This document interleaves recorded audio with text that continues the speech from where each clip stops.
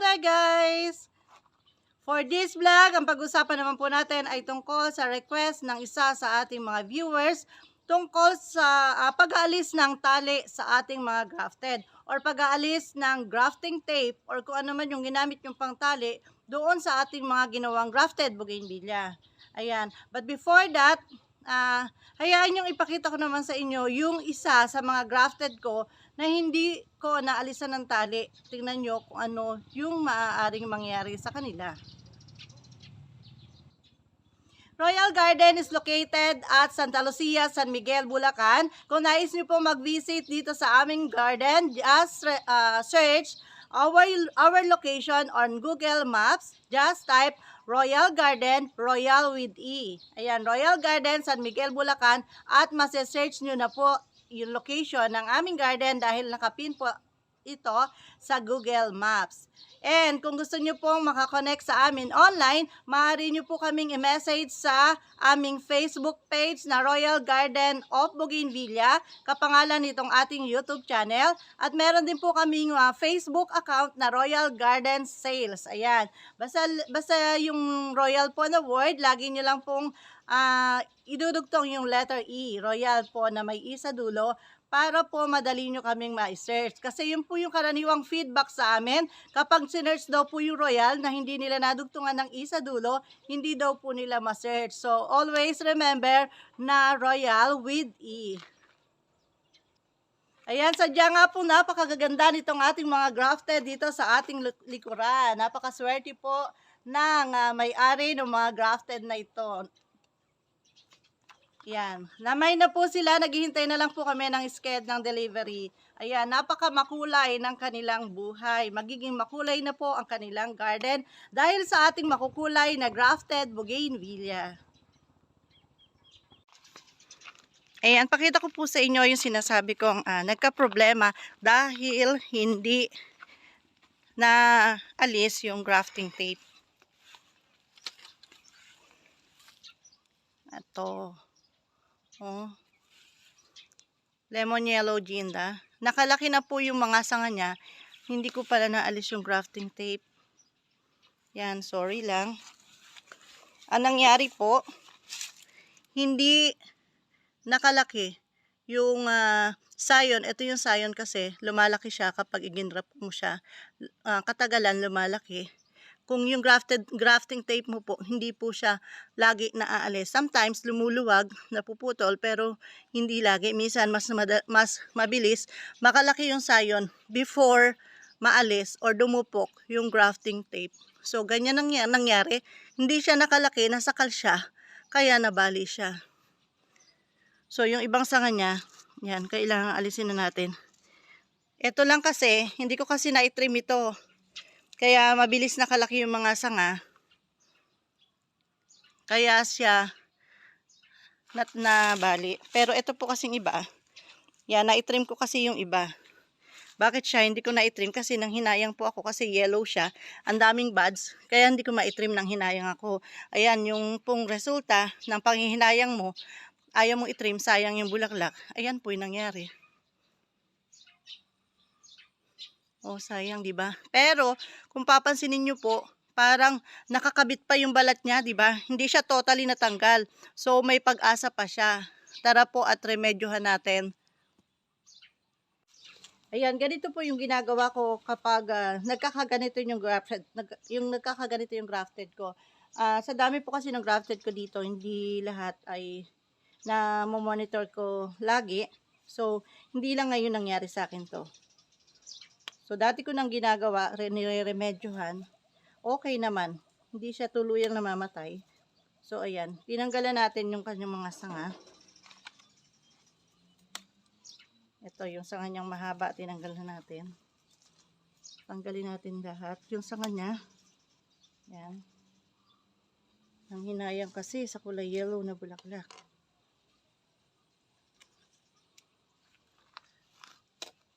And tingnan nyo po kung ano lang yung natira sa kanya. Ito lang yung natira sa kanya. O, yung maliit lang na to. Mahikli lang. So, ganito po gagawin natin. Totally alisin na natin yung grafting tape. Dahil matagal na naman siya nakagraft, nakadikit na siya doon sa balat. Yan.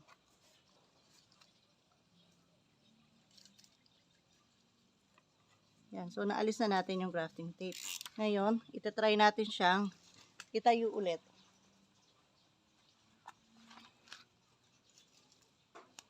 Tingnan natin kung maitatayo pa natin siya nang hindi natatanggal. So, okay pa. Yan din ngayon, lalagyan natin siya ng another grafting tape na medyo maluwag lang ang pagkakalagay para hindi na siya maipit. Then, lalagyan natin siya dapat ng stick para hindi siya tuluyang bumigay.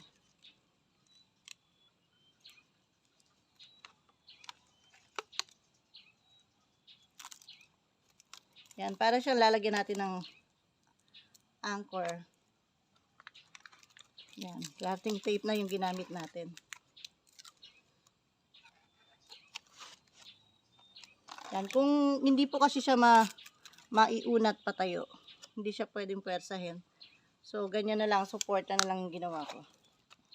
Yan, gagawan nyo lang po ng paraan para siya suportahan na hindi siya tuluyang maaalis. Ganun po. Kung hindi nyo makitang mabuti yung ginawa ko, basta suportahan nyo lang po siya na hindi siya tuluyang maalis. At mabubuhay po yan basta hindi tuluyang naalis.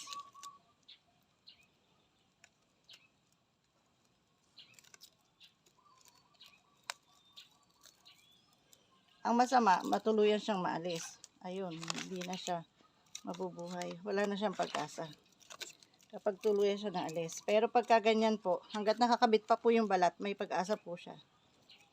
Suportahan nyo lang. Yan. Nilagyan ko pa lang po ng suporta na grafting tape.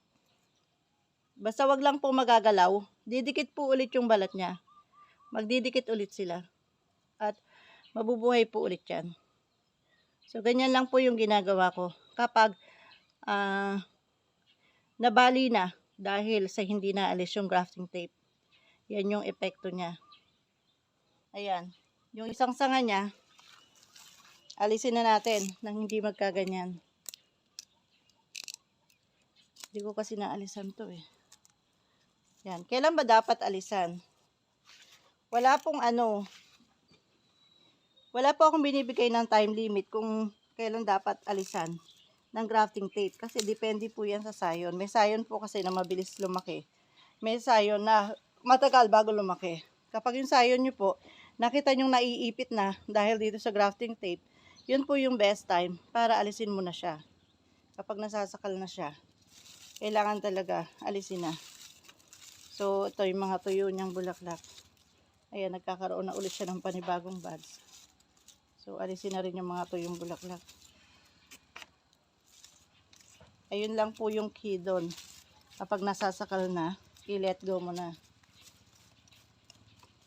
So, iba-iba po. Depende sa sayon. Kapag yung sayon po kasi hindi pare-pareho ng time ng paglaki. Pag mabilis lumaki yung sayon mo, mabilis mo maalis yung grafting tape. So, depende po sa sayon. Yan. Napaka-importante po ng pag-aalis ng grafting tape dahil pinagmumulan po ito ng pagkasira ng nakagraft natin. So, sayang kapag nasira. Napalaki mo na, napabulaklak mo na, nasira pa. Sayang na sayang. So, lagi nyo pong titingnan yung grafting tape nyo kung kailangan ng alisin. Alisin na. So, ito po yung ating mga moonlight jewel dito. Ay, tatanggalan na rin natin ang grafting tape. At baka hindi natin mapansin eh. Makalaki. Ang sayon, maipit pa. Kaya, basta naman okay na sila. Lumalaki na yung sayon. Baka mahuli ka. Tanggalin mo na. Pero kung kagagrap pa lang, hindi pa lalaki po yung sayon. Pag kagagrap pa lang, matagal po lumaki sayon. Kapag lumaki yung sayon nyo, siguradong nakadikit na yung kinrap nyo.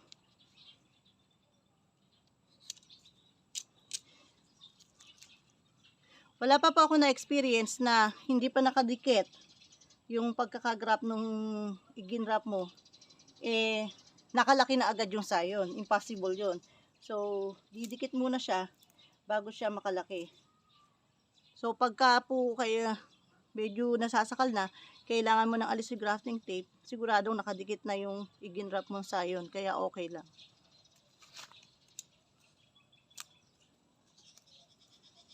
Dati po, nung una pa lang ako nakakabili ng grafted, nung una pa lang ako nagko-collect, nakakabili ko ng grafted, natatanggal din po kasi hindi ako nag-aalis ng grafting tape. Kasi yun naman nagbebenta, karaniwan hindi sila nag-aalis kasi kakagrap pa lang nila. Kaya kung sino yung nakabili, siya talagang mag-aalis ng grafting tape. Ikaw na nakabili, ikaw talaga makakakita kapag nasasakal na sila. Pero ako, karamihan po sa binebenta ko, wala na yung grafting tape. Ibig sabihin, karaniwan sa binebenta ko, matagal nang nakagraph. Napakadalang ko pong magbenta ng kagagraph pa lang. Depende lang, pag talagang nagustuhan ng buyer, kagagraph pa lang, binili niya ng buyer, ayun, may grafting tape pa lang, pa yun. Pero karamihan po sa binebenta ko, wala na. Matagal na silang nakagraph. Kasi marami naman po akong grafted dito. Marami silang napagpipilian.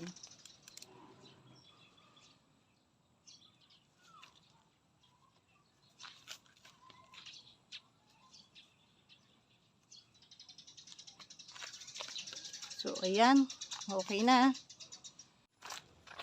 Ito po yung mga ibang grafted ko dito. Ito yung maliliit pa na to. Hindi ko pa inaalis yung grafting tape. Kasi katitrim ko pa lang sa kanila. Hindi pa nakakalaki yung sayo nila. So, okay pa kahit di alis si grafting tape. Yan. Kapag medyo masikip na, tsaka na lang tayo mag-aalis.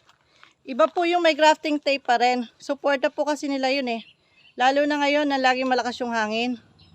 Malaking bagay yung may grafting tape pa. Yan. Eh okay pa naman sila. Tingnan nyo ilan sa mga mother plant ko dito oh. Daming bulaklak. Yan. Mga sa tabi ng pader, maraming nakahilera na mother plant. Yan, mga okay pa naman. So, hindi ko pa inaalis. Yan, katitrim ko lang. Naitrim ko na. No, isang araw eh, na-vlog natin to, hindi ko pa natitrim. Ah, eto may nakita akong isang nasasakal na. Teka. Ito pakita ko sa inyo yung nasasakal na. Oh.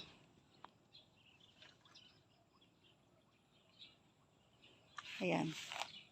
Yan, naipit na, di ba? Nakaipit na siya. Ayan, naipit na yon. Ayan, yung banda dito, naipit na. Yan, ito yung kailangan ng tanggalin. Lumalaki yung sayon, naiipit. Yan, pag ganyan po, kailangan ng tanggalin yan. Kapag nagtagal yan, di mo tinanggal, at lumakas yung hangin, or nabangga yung sanga niya, posible yan matanggal. So, pang-alis na pag ganyan. Ito, mahikli pa lang yung sanga niya kasi dalawang beses ko yatang natitrim ito eh. Kaya bumilis lumaki yung sayon niya. Yung pagtitrim po kasi ay nakakatulong din para mabilis lumaki yung sayon. Mabilis dumikit sa kanyang hose or sa kanyang RS. And then mabilis dumami yung sanga. At mas matibay siya sa hangin kapag lagi mo natitrim. Ayan, so pang-alis na to. Slashin mo lang ng cutter. Tanggal na siya. Yan. Yan. So, safe na siya. Mas mainam nga sana may grafting tape eh, parang protection niya eh. Kaya lang, kung nasasakal na siya, ayan. Kailangan mo na siyang tanggalin. So, that's all po for today's vlog. Thanks for watching. Ayan, and see you next vlog. Thank you so much sa lahat ng ating mga subscribers. And thank you so much sa lahat ng ating mga viewers. At kung hindi pa po kayo nagsusubscribe, please do subscribe. Ayan, ang ganda po ng ating giant. Ayan o, nag-wrap na po siya. Ayan, iba-ibang variety. Ayan, sa taas o. Yan, pink patch, Timar red, at kung ano-ano pa. Yan, ang ganda niya.